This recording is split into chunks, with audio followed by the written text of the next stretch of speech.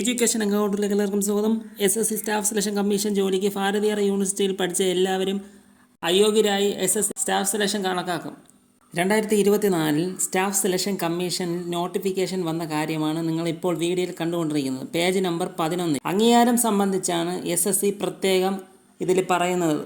2015 മാനവ വിഭവ ശേഷി വികസന മന്ത്രാലയത്തിൻ്റെ വിജ്ഞാപനം അനുസരിച്ച് പാർലമെൻറ്റിലോ സംസ്ഥാന നിയമങ്ങളിലോ നിയമപ്രകാരം സ്ഥാപിതമായ സർവകലാശാലകൾ ഓപ്പൺ ആൻഡ് ഡിസ്റ്റൻസ് ലേണിംഗ് രീതിയിലൂടെ നൽകുന്ന എല്ലാ ബിരുദങ്ങളും ഡിപ്ലോമകളും സർട്ടിഫിക്കറ്റുകളും ഇന്ത്യൻ ഗസറ്റിൽ പ്രസിദ്ധീകരിച്ചു. 1956 യൂണിവേഴ്സിറ്റി ഗ്രാൻഡ് കമ്മീഷൻ ആക്ടിലെ സെഷൻ 3 പ്രകാരം സർവകലാശാലയായി കണക്കാക്കപ്പെടുന്ന സ്ഥാപനങ്ങളും വിദൂര വിദ്യാഭ്യാസ ബ്യൂറോ യൂണിവേഴ്സിറ്റി ഗ്രാൻഡ് കമ്മീഷൻ അംഗീകാരം നൽകിയിട്ടുണ്ടെങ്കിൽ കേന്ദ്ര ഗവൺമെൻറ്റിൻ്റെ കീഴിലുള്ള തസ്തികകളിലേക്കും സേവനങ്ങളിലേക്കും തൊഴിൽ ആവശ്യത്തിനായി പാർലമെൻറ്റിൻ്റെ നിയമപ്രകാരം ദേശീയ പ്രാധാന്യം സ്വയമേവ അംഗീകരിക്കപ്പെടുന്നു. അതനുസരിച്ച് ഉദ്യോഗാർത്ഥികൾ യോഗ്യത ദേശീയ പ്രസക്തമായ കാലയളവിലേക്ക് അത്തരം ബിരുദം അംഗീകരിക്കപ്പെടില്ല എങ്കിൽ അവ വിദ്യാഭ്യാസ യോഗ്യതയുടെ ആവശ്യത്തിനായി സ്വീകരിക്കില്ല.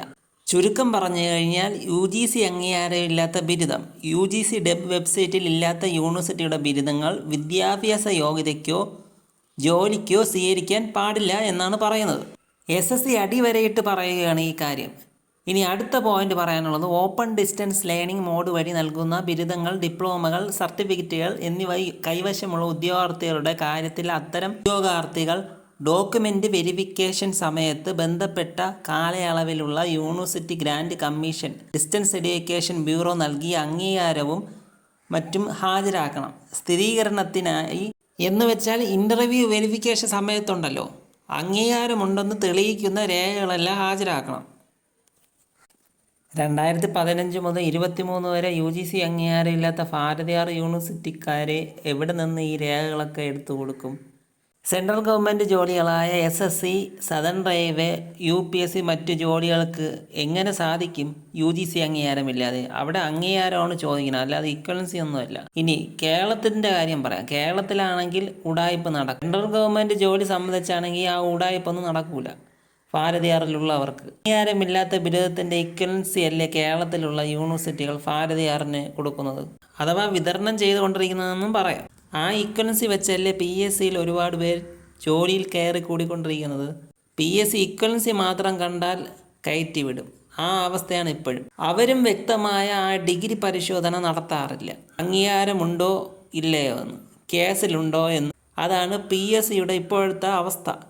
SSC, UPSC മറ്റ് ജോലികളാണെങ്കിൽ അവർ വ്യക്തമായിട്ട് നോട്ടിഫിക്കേഷൻ ഇടും UGC അംഗീകാരം സംബന്ധിച്ച്. PSCയും കാര്യങ്ങളെല്ലാം കർശനമാക്കണം. UGC അംഗീകാരം ഉണ്ടെങ്കിൽ PSC എഴുതാം, ആ നിയമം മാത്രം മതി. അതാണ് SSC, UPSC മറ്റ് ഗവൺമെൻറ് ജോലികളിൽ നോട്ടിഫിക്കേഷനിൽ പറഞ്ഞിരിക്കുന്നത്. PSC ആ ഇക്വലൻസിയുടെ കാര്യം മാറ്റി UGC അംഗീകാരം മാത്രം എന്ന ഒരു നോട്ടിഫിക്കേഷൻ ഇടുന്നത് നല്ലതായിരിക്കും. ഞാൻ മുമ്പ് തന്നെ പല വീഡിയോയിലും പറഞ്ഞതാണ്, 2019 നിർത്തലാക്കിയ ഇക്വലൻസിയാണ് ധാരാളം പേർക്ക് ഇപ്പോഴും വിതരണം ചെയ്തുകൊണ്ടിരിക്കുന്നത്.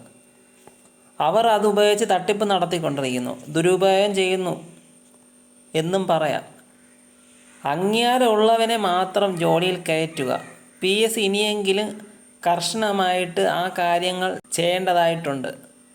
എന്തായാലും PSCയും സെൻട്രൽ ഗവൺമെൻറ്റും ജോലികളും തമ്മിലുള്ള റൂൾ എല്ലാവർക്കും മനസ്സിലായല്ലോ.